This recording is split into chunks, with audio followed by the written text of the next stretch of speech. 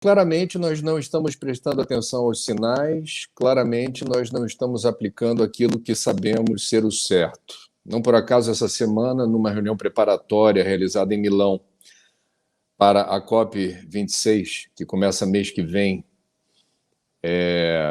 na Escócia, em Glasgow, a Greta Thunberg, citada por mim há pouco, de forma irônica, mas incisiva, falou: economia verde, blá, blá, blá. Acordo de Paris, blá, blá, blá.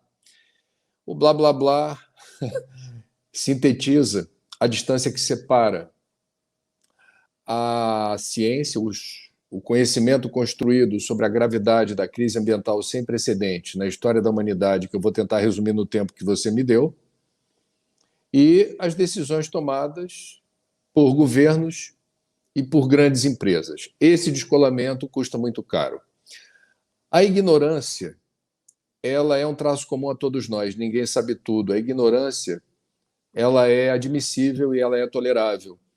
Mas a ignorância recalcada é estupidez, e estupidez não é tolerável quando o que está em jogo a partir desse movimento que ignora a ciência, ignora os limites da terra, prioriza a cobiça, a ganância, o lucro a qualquer preço, resulta num prejuízo coletivo.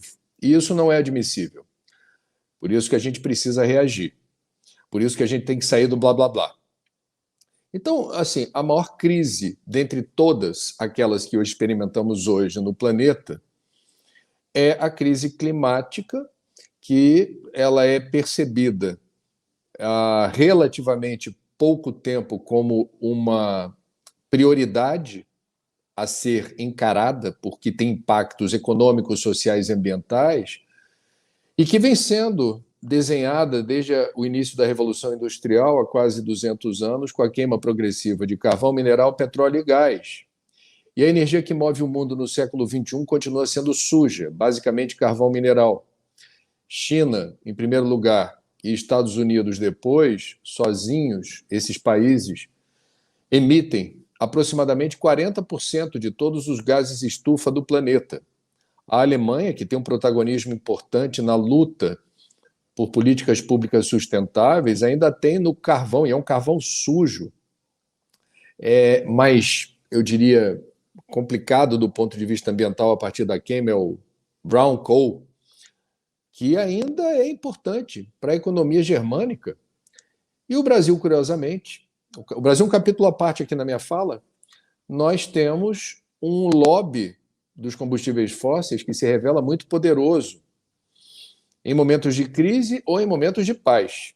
E a gente precisa estar atento a ele, porque o Brasil não precisa, não merece, em pleno século XXI, gastar dinheiro público ou privado para produzir energia com combustível fóssil, principalmente carvão mineral. Então eu diria resumidamente o seguinte: a foto do momento é muito feia e assustadora, mas o filme se revelará, eu construí essa convicção, bem diferente. A gente vai sair desse buraco que a gente se meteu. Esse atoleiro é feio, mas a gente tem todas as condições de seguir em frente. A crise climática no Brasil ela já está acontecendo. É impressionante a velocidade das tragédias e das crises que se sucedem e dos eventos climáticos extremos. Se você fizer um recorte temporal apenas, vamos pegar do ano passado para cá, né? Do ano passado para cá, a gente registrou no Paraná a maior crise hídrica da história do estado, ainda não totalmente resolvida. 30% do Pantanal viraram cinzas, um desastre monumental causado pelo fogo criminoso, quero deixar claro isso, sem a devida punição. Ninguém é preso no Brasil por queimada ilegal, é impressionante. Eu defendo que a legislação brasileira, que o Congresso, eleve a pena tanto para quem solta balão ou vende ou produz, fabrica, e para queimada ilegal. O Brasil está mais seco, o Brasil está mais inflamável. Nós estamos tendo, segundo dados do Operador Nacional do Sistema Elétrico, que monitora há 91 anos o nível dos reservatórios de água, na média, o subsistema Centro-Oeste e Sudeste, que é o mais importante do Brasil, porque tem a capacidade de estocar 70% de toda a água de todos os reservatórios, é a maior crise desde sempre, desde o início das medições, há mais de 90 anos. E isso não se dá por acaso. Nós temos há 7 anos, vindo de 7 anos para cá, sucessivos episódios de seca que não consegue, nos meses de chuva do verão, o que chove não é suficiente para repor o estoque dos reservatórios. E isso vem num crescendo. Isso está vindo rápido. Temos um novo normal do clima no Brasil e isso é muito evidente. Então, essa semana, a gente teve 2 episódios em São Paulo e outros estados do Brasil, no domingo passado e ontem, de tempestades de poeira, de areia, de terra, de sedimento, que a gente só costuma ver no Saara e no deserto de Gobi, na China, áreas desérticas ou no semiárido. Você não vê isso em Ribeirão Preto, você não deveria ver isso em Franca, você não deveria ver isso nas cidades onde isso começou a acontecer, porque não é uma nuvenzinha, um paredão de nuvens pesadas, de terra revolvida, de tão seca que está a partir do vento. E isso também compromete saúde, isso tem impacto sobre saúde pública. Ontem, no Jornal Nacional, eu exibi uma reportagem mostrando um estudo publicado numa revista da família Nature por pesquisadores brasileiros, mostrando que, pelo andar da carruagem, a combinação de destruição da Amazônia com mudança climática, até 2100, que parece muito tempo, mas vocês vão chegar lá, a gente vai ter, no Brasil, uma situação terrível do ponto de vista da capacidade de suporte do nosso metabolismo lidar com o calor, que a gente não foi projetado para suportar esse calor. A combinação de temperatura e umidade relativa do ar. Se a Amazônia continuar sendo destruída como está, e se o Acordo de Paris não for cumprido como deveria, nós teremos combinações de temperatura e umidade. Eu vou dar um exemplo que eu ouvi do Dr. Carlos Nobre na entrevista que me deu ontem, um dos pesquisadores que assinam esse trabalho. Se a temperatura for de 45 graus, que é algo que aqui no Rio de Janeiro, por exemplo, a gente tira de letra no verão, na sombra, no sol fica difícil. 45 graus de temperatura, mas com 100% de umidade relativa do ar, idosos e bebês só suportariam 1 hora vivos. Essa combinação. Adultos só suportariam, e alguns jovens, só suportariam 3 horas numa situação em que houvesse essa combinação de temperatura e umidade. Em bom português, o que eu estou dizendo é o seguinte: meus colegas jornalistas britânicos do The Guardian, 2 anos atrás, determinaram uma mudança na nomenclatura das coisas. Eles não usam mais climate change, mudança climática, para falar desse tema. Você não vai ler no The Guardian nenhuma referência à mudança climática. Eles estão chamando de emergência climática ou crise climática, que é o nome certo que se dá. No Brasil, ao contrário de outros países que estão liderando o clube da fumaça com queima de carvão, nosso problema aqui não é energético. A maior parte da nossa matriz elétrica é sustentável, é renovável. Hidroeletricidade continua predominando, eólica já chegou a 11% da matriz. Eu, quando comecei a cobrir esse assunto, era zero, era traço. E há pouco mais de 10 anos, está crescendo exponencialmente. Solar não para de crescer. Nós temos mais de 570 mil sistemas fotovoltaicos instalados no Brasil. E a soma das grandes usinas solares com telhados solares, a gente já está batendo aí aproximadamente 6% da matriz elétrica, crescendo muito rápido. E biomassa, que é lixo vegetal, bagaço de cana, casca de arroz, casca de amendoim, que antes eram desprezados e jogados em aterro, agora virou insumo energético. O Brasil tem um cardápio maravilhoso, farto, para a gente chegar onde deve, quando o assunto é... vou tirar a televisão aqui. Quando o assunto é mudança climática, buscando alternativas energéticas. O nosso drama é o desmatamento. Então, também queria fomentar o seguinte debate. Em 2 anos e 10 meses de governo Bolsonaro, que é o primeiro governo antiambiental da história do Brasil, e não apenas do Brasil República, mas do Brasil Império, do Brasil Colônia, primeiro governo antiambiental, nós temos o desmatamento em 2 anos e 10 meses cresceu 56% em relação à média dos 5 anos anteriores. E nós tivemos um desmantelamento criminoso de regras, portarias, decretos, todas as medidas infralegais e algumas medidas aprovadas pelo Congresso na contramão do bom senso, da razoabilidade e da ciência. Isso é crime de lesa humanidade, de lesa pátria, de lesa saúde, de lesa juízo. É um absurdo o que está acontecendo no Brasil. Aqui o papo não é de direita, esquerda ou centro. A gente está falando de ignorância recalcada, que é o que eu chamei de estupidez. E aí a gente precisa se manifestar, porque isso diz respeito à sobrevivência, isso diz respeito à disponibilidade de água, isso diz respeito à qualidade do ar, isso diz respeito a um aproveitamento inteligente desse país que é o mais rico do mundo. É o país mais rico do mundo. E aí nós temos essa, eu diria, urgência de impedir a omissão, a leniência e a irresponsabilidade que nos precipitam na direção de um cenário mais hostil por nossa culpa. Não há um determinismo que essa crise tenha que ser desse jeito, que tenha que acontecer. Nós estamos vendo a velocidade da crise aumentar diante de uma visão arcaica, atrasada. No século XXI, em plenos anos 2020, a gente está replicando um modus operandi de um modelo de desenvolvimento do século XVIII ou XVII, extrativismo irracional, retirando minério, retirando o que a terra dá, o que se convencionou chamar de agronegócio.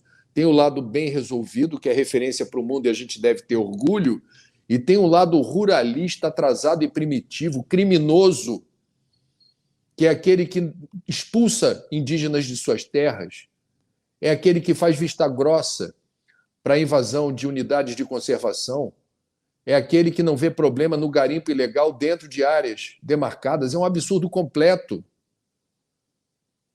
O Livro dos Espíritos tem 2 momentos que casam com o que eu estou falando aqui. Amanhã é aniversário do Kardec, já estou homenageando na minha fala curta aqui. 2 momentos do Livro dos Espíritos que eu queria enaltecer. Caiu tudo aqui. E deixar claro aqui, eu já vou me encerrando, que eu não quero me estender. Nath, você fala aí quando eu esgotar meu tempo. 2 passagens. No capítulo das leis morais, a lei da conservação. A lei da conservação, ela remete a uma ética do cuidado. E a mim me parece a convergência e sinergia com aquilo que o Papa Francisco, e antes dele o Papa Bento XVI, e antes dele o Papa João Paulo II, esses 3 papas, mas principalmente o Papa Francisco, enfatizaram muito na cosmovisão dos católicos de que o sagrado está presente na natureza, todos nós somos filhos de Deus, e nós precisamos enaltecer a ética do cuidado. A terra não existe apenas para nos servir e nos locupletarmos dos recursos da natureza. A natureza não é um supermercado. A natureza não é um shopping center que você vai lá e tira da prateleira o que você quer. É outra coisa. Então, a lei de conservação, onde aparece o que é necessário e o que é supérfluo, que é uma visão muito avançada, vanguardeira. Imagina escrever isso no século XIX, e a gente hoje vê como nos perdemos no labirinto dos apelos vorazes de consumo e ninguém faz a reflexão sobre o que é necessário e supérfluo, como deveria ser. Então, capítulo das leis morais, lei de conservação. A outra é a lei da igualdade. A desigualdade não é sustentável, não dá para falar de meio ambiente com miséria, pobreza, exclusão e fome. Não é possível ser espírita e banalizar fome, miséria, pobreza e exclusão. O Brasil é um dos países mais desiguais do mundo. E a gente precisa entender isso como desafio que compreende um modelo de desenvolvimento que precisa ser sustentável e inclusivo. Então, estamos vivendo um momento curioso. O Brasil deveria ser, porque tem vocação para isso, líder, protagonista, ser a referência do mundo para o enfrentamento da crise climática, para o enfrentamento da crise ambiental, para o enfrentamento da crise hídrica. A gente deveria ser a referência. E nós somos párias. Sabe o que é pária? Ninguém acredita mais no Brasil lá fora. O Brasil está com o filme queimado. O novo líder do bloco da América do Sul é Argentina, é Chile, é Colômbia. Nós estamos com o tamanho que o Brasil tem, a maior potência mega biodiversa do planeta, alijados do debate. Tudo indica que passaremos vergonha na COP26 daqui a um mês, porque o Brasil não tem política climática, o Brasil não tem política de contenção do desmatamento. Por último, mas não menos importante, quero dizer que há 2 anos eu não como carne de boi.